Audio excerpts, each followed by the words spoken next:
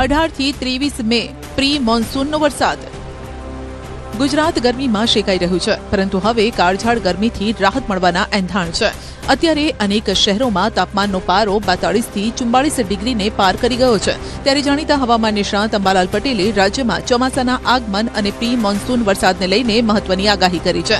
અંબાલાલ પટેલની આગાહી મુજબ અરબી સમુદ્ર સક્રિય થવાના કારણે રાજ્યમાં ગરમીથી થોડી રાહત મળશે। 18 થી 23 મે દરમિયાન સૌરાષ્ટ્ર અને દક્ષિણ ગુજરાતના અનેક વિસ્તારોમાં ગાજવીજ સાથે પ્રી મોન્સૂન વરસાદ વરસશે। આ વરસાદના કારણે વાતાવરણમાં ઠંડક પણ પ્રસરે તેવી શક્યતા છે। હવે ધીરે ધીરે ગરમી ઘટવાની શક્યતા રહેશે। લગભગ તારીખ 16 મે પછી ગરમી ઘટવાની શક્યતા રહેશે। હવે ધીરે ધીરે 232 થી 280 ડિગ્રીના પવનો ફૂંકાવાની શક્યતા રહેશે, જે ભેજ લાવશે।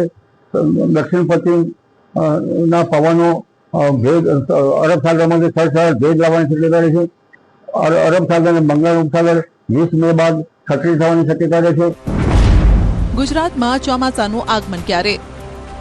ચોમાસાના આગમનની ખેડૂતો કાગ ડોળે રાહ જોઈ રહ્યા છે। એક સવાલ ખેડૂતોને થઈ રહ્યો છે કે આ વર્ષે ચોમાસું વહેલું આવશે કે મોડું? ત્યારે અંબાલાલે આગાહી કરી છે કે 17 મેની આસપાસ અંદમાન નિકોબારના ટાપુઓ પર ચોમાસાનું આગમન થશે।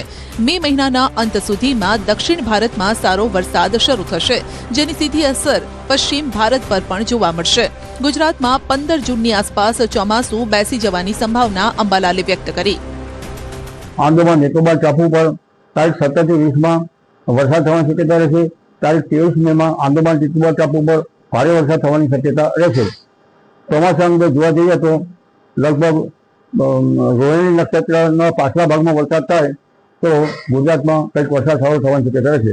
8 થી 15 જૂનમાં કેટલાક ભાગમાં વરસાદ થવાની શક્યતા રહેશે, પરંતુ તારીખ 23 જૂનથી 28 જૂન વચ્ચે ગુજરાતના ઘણા ભાગમાં વરસાદ થવાની શક્યતા રહેશે અને સારો વરસાદ થવાની શક્યતા રહેશે। આ અરસામાં જળચર પ્રાણીઓ દરમાંથી બહાર આવી જવાની શક્યતા રહેશે। લગભગ પુનર્વસુ નક્ષત્રમાં વરસાદ થાય તો પુષ્યમાં થાય। 7 જુલાઈ આસપાસ પુનર્વસુ નક્ષત્રમાં વરસાદ થશે તો પછી 20મી જુલાઈ આસપાસ વરસાદ થવાની શક્યતા રહેશે। જો કે 20મી જુલાઈ આસપાસ ઉત્તર ભારતના ભાગોમાં વરસાદ થવાની શક્યતા રહેશે। કદાચ ગુજરાતના ભાગોમાં વરસાદ ઓછો થઈ શકે। આમ દેશમાં ચોમાસું મોડું શરૂ થવા અંગે હાલ કોઈ નકારાત્મક સમાચાર સામે નથી આવ્યા, જે ખેડૂતો અને કાળઝાળ ગરમીમાં શેકાતા લોકો માટે પણ રાહતની વાત છે।